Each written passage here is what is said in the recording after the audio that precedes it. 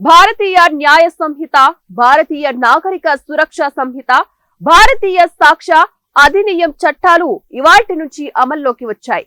ఇంతకు ముందున్న Indian penal code, code of criminal procedure, Indian evidence యాక్టుల స్థానంలో వీటిని తీసుకొనొచ్చారు.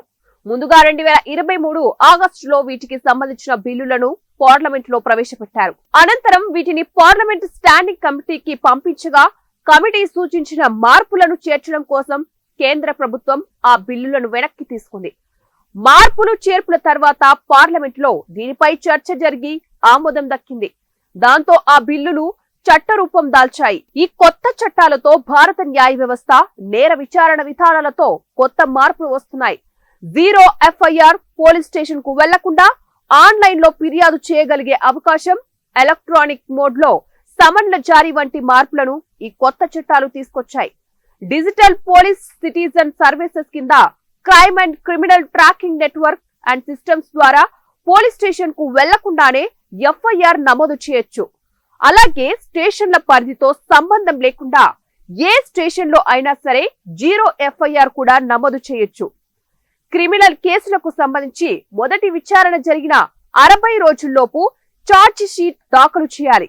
క్రిమినల్ కేసులను విచారణ పూర్తయిన తర్వాత 45 రోజులలోగా తీర్పు వెలువడాలి. కొత్త చట్టాలలో రాజద్రోహం అనే పదాన్ని తొలగించాలి. అదే సమయంలో దేశ సార్వభౌమత్వం, సమగ్రతలకు భంగం కలిగించేటువంటి కార్యకలాపాలను శిక్షార్హతమైన జాబితాలలో చేర్చారు. చిన్నారులపై సామూహిక అత్యాచారానికి పాల్పడే వారికి గరిష్టంగా మరణశిక్ష విధించేలాగా కొత్త చట్టాలలో నిబంధన ఉంది. మహిళలు, చిన్నారులపై జరిగే నేరాలకు సంబంధించి కొత్త చట్టాలలో ప్రత్యేక అధ్యాయాన్ని కేటాయించారు. మైనర్లను కొనడం, అమ్మడం కూడా నేరమే. మహిళలను, బాలికలను పెళ్లి చేసుకుంటానని చెప్పి లైంగికంగా వేధిస్తే గరిష్టంగా 10 ఏళ్లు జైలు శిక్ష విధించడానికి ఈ కొత్త చట్టాలు వీలు కల్పిస్తున్నాయి.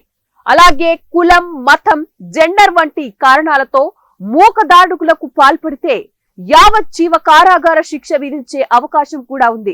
గతంలో కంటే ఎక్కువ రోజులు పోలీస్ రిమాండ్ విధించే అవకాశాన్ని కొత్త చట్టాలు కల్పిస్తున్నాయి.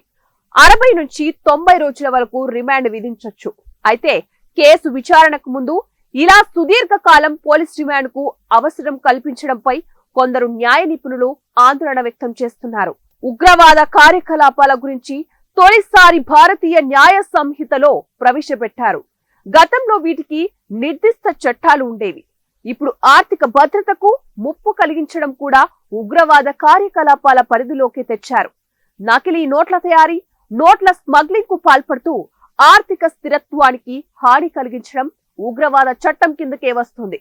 భారత్ లో రక్షణ లేదా ఇతర ప్రయోజనాల కోసం విదేశాల్లో ఆస్తులను ధ్వంసం చేయడాన్ని కూడా ఉగ్రవాద కార్యకలాపంగా పరిగణిస్తారు. ఇప్పుడు భారత్ లో ప్రభుత్వం వద్ద తమ డిమాండ్లను నెరవేర్చుకోవడం కోసం వ్యక్తులను నిర్బంధించడం లేదా కిడ్నాప్ చేయడం వంటివి కూడా ఉగ్రవాద కార్యకలాపాల కిందకే వస్తాయి.